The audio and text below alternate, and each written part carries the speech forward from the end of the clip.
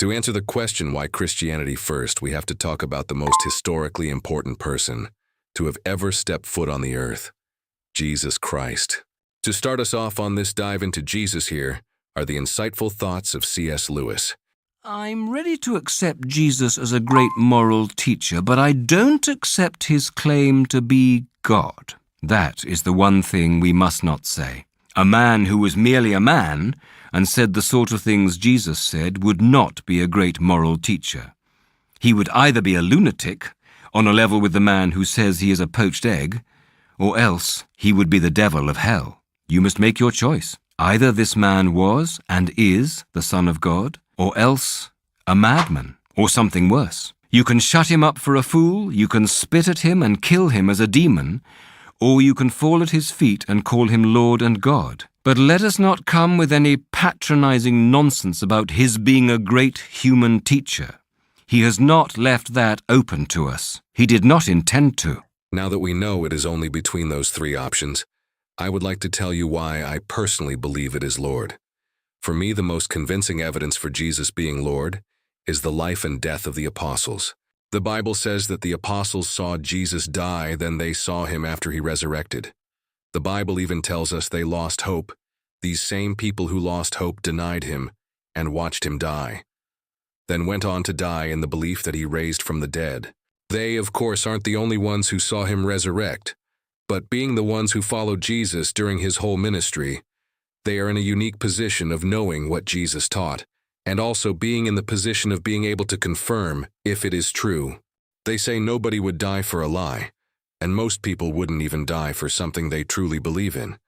But these people essentially sprinted to their deaths at Mach 50 because they truly believed what they saw and what they were told. Imagine believing in something so deeply you march into your death with a smile on your face, following the example of your Lord who, while on the cross, said, "Father, forgive them, for they know not what they do." Through their martyrdom, Christianity spread like wildfire despite all the oppression they faced in the early days of Christendom. Just read the book of Acts, and you'll see the persecution they went through immediately after Christ's ascension. And the persecution only got worse yet, despite that it just kept spreading and growing. Only one of the apostles is said to have died a natural death, and that is John, who is said to have died of old age after being exiled due to his ministry. What impressive faith they possess, I know it is something I wish I had half as strongly as they did. Now that I've explained what I find to be the most convincing evidence to why Jesus is Lord, I'll give some of the ways Christianity has changed the world, and ultimately brought about the West. The wave of Protestantism created by the Reformation raised literacy and schooling rates in its wake, Henrik writes. The increased literacy in a region, created by the spread of Protestantism, had long-lasting effects on literacy. Henrik continues, countries made up entirely of Protestants had literacy rates nearly 20 percentile points higher than those that were all Catholic.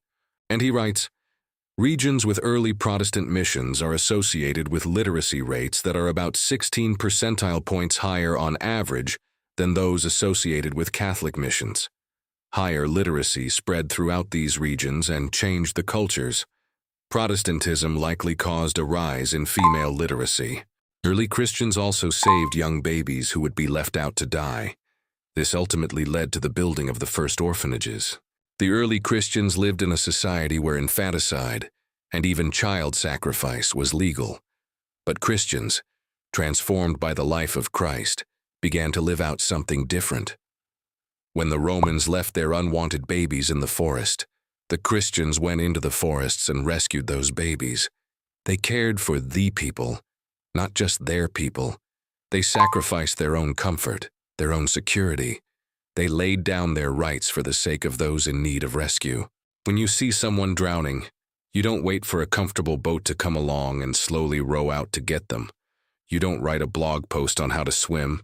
You don't stand at the edge of the water and shout, "This is how you survive." You go. You run into the water with all your might, and then you swim with all your might, with no thought to anything but "I must rescue this person," risking your own life so that another may live.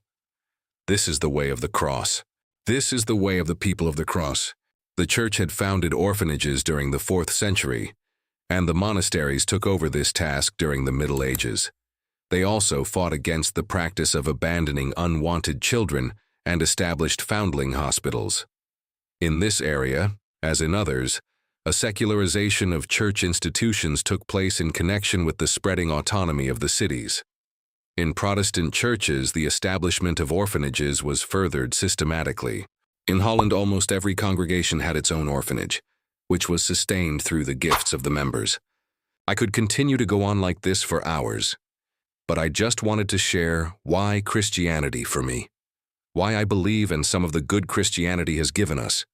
Ultimately, though, the greatest thing Christianity has brought us, or it would be better to say, ultimately the greatest thing Christ brought us is salvation and a connection with God. Through this relationship with God, Christ grants us we can find our purpose, which is something I know people struggle with. Part of the reason they struggle is they are looking for a purpose in material things when the world is so evidently more than just material. Christianity, if false, is of no importance, and if true, of infinite importance. The only thing it cannot be is moderately important. C.S. Lewis. 50 took 9 bullets. Everybody call that gangster. Man, Jesus laid in a tomb for 3 days, and he rose again. Ah, no, that's gangster. I am the Alpha and the Omega, the first and the last.